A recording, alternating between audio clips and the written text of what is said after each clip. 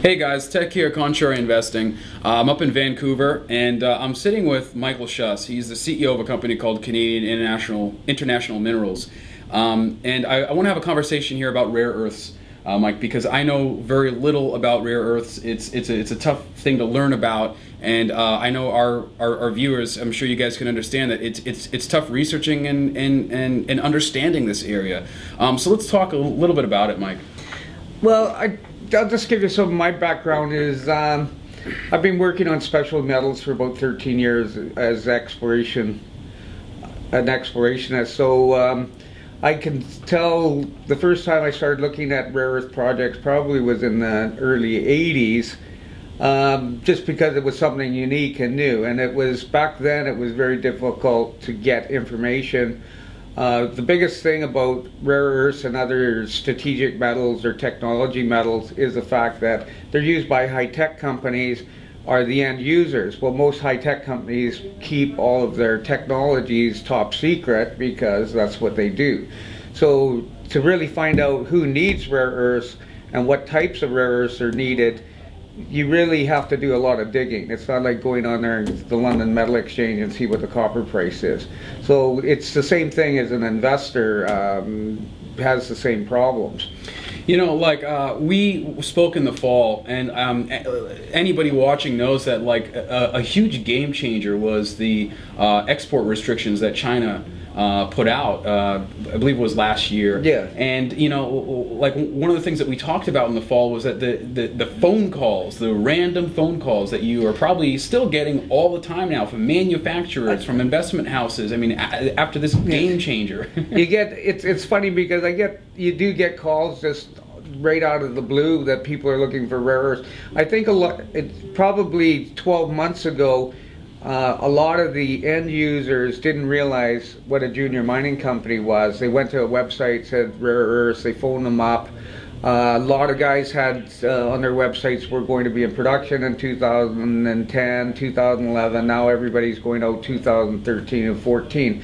So I think that that's sort of ended now a bit because of the fact that the end users realize junior mining companies aren't going to solve their problems anytime soon. Let me ask you another question. You know, China has been called like the Saudi Arabia of rare metals, but yet in some of the times that we've talked, you've said that they're running out. Is that there's several things in China. Is probably the biggest thing is that they have been polluting their country. The biggest threat to the communists staying in power is the actual polluting and killing their own people.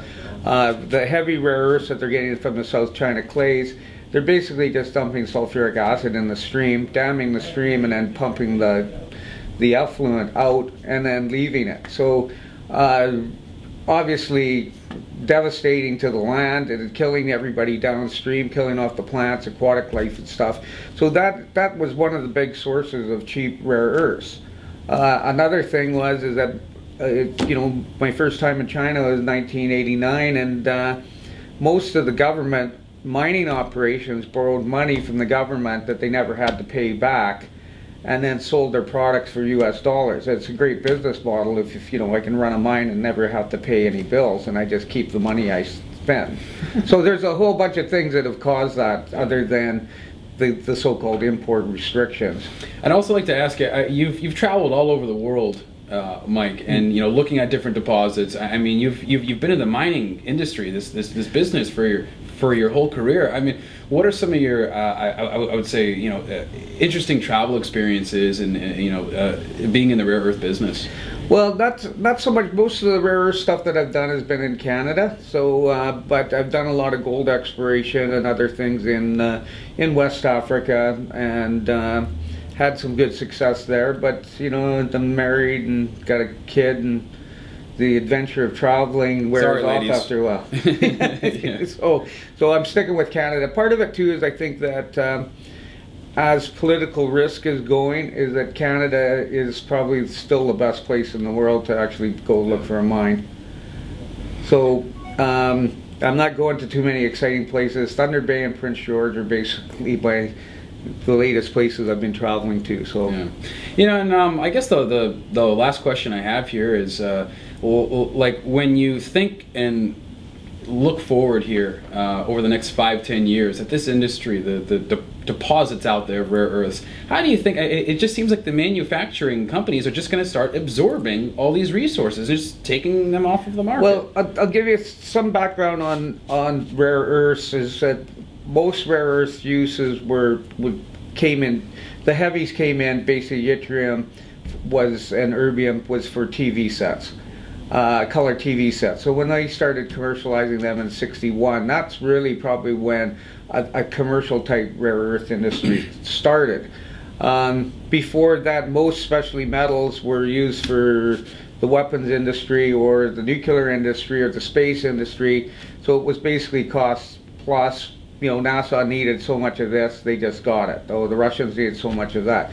So really, the industry never has been an industry per se, and it's coming that way now. Again, I think that the shortage of rare earths is very real. I think anybody tells you China is manipulating them to get the prices higher, don't know what they're talking about. And I think all of these companies that are saying they're going to be in production for 2012, 13, 14, 15, 16, I don't think I'll believe it when I see it. Yeah. I'm from Howe Street. Yeah. Everybody's going into production next year. Yeah. Actually, I got another question for you.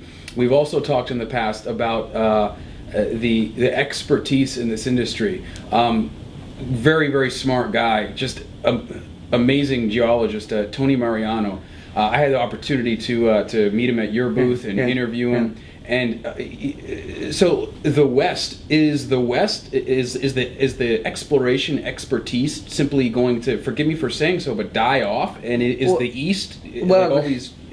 In retrospect, just last week, the industry lost one of the top guys, Les Heyman. Was a metallurgist who worked in China, one of the only Western guys that had worked in China on their processing. He passed away, unfortunately, and it's Tony Mariano. I think Tony is 82, and one day, God bless his soul, as we're all going to go there, but the world's going to lose another guy, and there just isn't the expertise to replace it. So it's very specialty type of rocks that most people haven't studied. So I guess if I could refocus that last question a bit, it seems like Canada produces geologists at a pretty strong rate. Yeah. But the U.S. doesn't seem to be doing that. But yet Asia and China seems to be doing so. I mean, so like over the next 10 or 15 years, are they going to start stepping in and really dominating most of that intellectual knowledge that is extremely valuable? I think yes and no.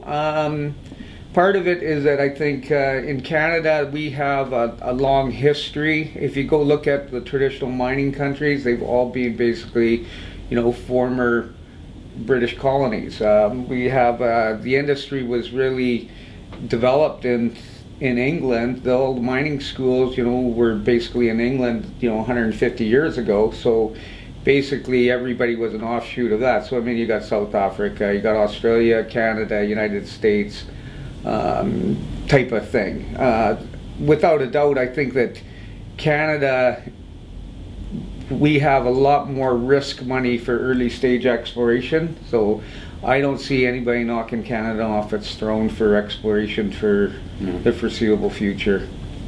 All right, well, Mike, in wrapping up, for people that are watching that have questions about rare earths, I mean, like, would you consider, fielding questions that, can... If sure, we're trying to get this going, and I think I don't mind educating people, because an educated investor is a good investor, and I'd rather, that's what I'm looking for. So, and I think that there's really, this is not a fly-by-night thing. I've been working with specialty metals for 13 years, so it wasn't jumping on a bandwagon. So I think a lot of the